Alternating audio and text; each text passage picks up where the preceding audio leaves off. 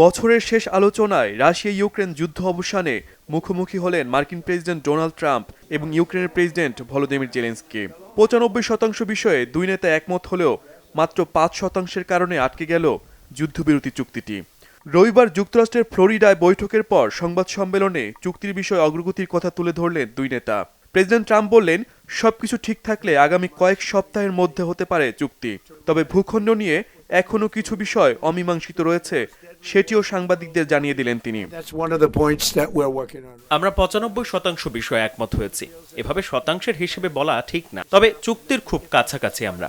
একটি দুটি জটিল ইস্যু রয়েছে। ভূখণ্ডের মীমাংসা হয়ে গেলে আর কোনো সমস্যা থাকবে না। ৪ বছর ধরে চলা এই যুদ্ধের অবসান কিছুটা কঠিন হবেই, তবে আমি দ্রুতই এর সমাধান করব। জেলেনস্কির দাবি, ইউক্রেনের নিরাপত্তার নিশ্চয়তা নিয়ে একটি সমঝোতায় পৌঁছানো গেছে। ইউরোপীয় দেশগুলো এক্ষেত্রে বড় ভূমিকা নেবে, যুক্তরাষ্ট্র তাদের সমর্থন দেবে। তবে ভূখণ্ড ছাড় দেওয়ার ব্যাপার নিয়ে কোনো মন্তব্য করেননি জেলেনস্কি। আমরা যুদ্ধের ইতি টানতে মোটামুটি প্রতিটি বিষয়ে কথা বলেছি। প্রেসিডেন্ট ট্রাম্পকে ধন্যবাদ, তিনি ইউক্রেনের নিরাপত্তা নিশ্চিতে আশ্বাস দিয়েছেন। সামনে ইউরোপ ও নেটোর সাথে আলোচনার কথা রয়েছে। খুব দ্রুতই এই যুদ্ধের সমাধান হবে, এমনটি আমার বিশ্বাস। এদিকে রবিবার জেলেনস্কির সঙ্গে নির্ধারিত বৈঠকের কয়েক ঘন্টা আগে রুশ প্রেসিডেন্ট ভ্লাদিমির পুতিনের সঙ্গে ফোনালাপ করেন মার্কিন প্রেসিডেন্ট ট্রাম্প।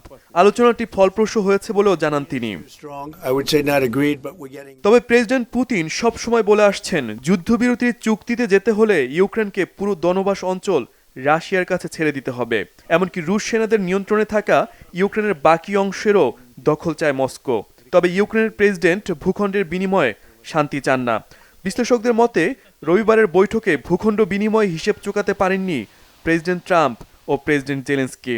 আর এই সমস্যার সমাধান না হলে দ্রুত সময়ে চুক্তি হওয়ার সম্ভাবনা নেই বলেই মত তাদের। শহীদ আরাফাত, বাংলাভিশন নিউজ ডেস্ক।